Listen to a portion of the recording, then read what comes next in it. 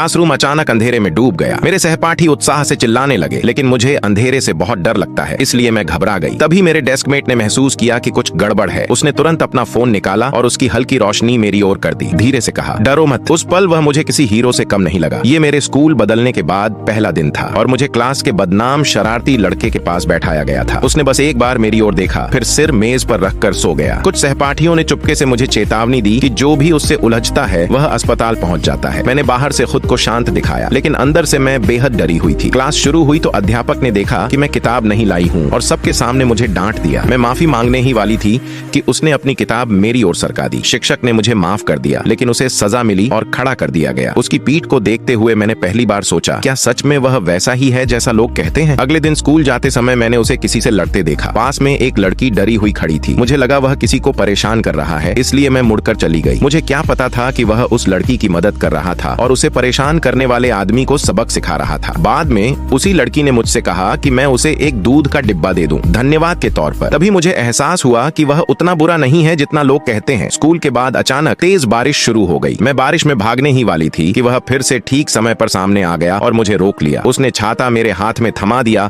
और खुद बैग लेकर बारिश में दौड़ पड़ा। मैं उसके पीछे भागी और छाता उसके सिर पर कर दिया। उसने धीरे से कहा कि अगर लोग हमें साथ चलते देखेंगे तो गलत समझेंगे और मुझे भी खराब छात्रा समझेंगे। मैंने कहा कि मुझे कोई डर नहीं है। उसने फिर से छाता पकड़ लिया। उस दिन घर तक हम धीरे धीरे और संभल कर चलते रहे। मुझे नहीं पता था कि वह मुझसे प्यार करने लगा है और उसे नहीं पता था कि मैं गंभीर रूप से बीमार हूँ और मेरे पास ज्यादा समय नहीं बचा है।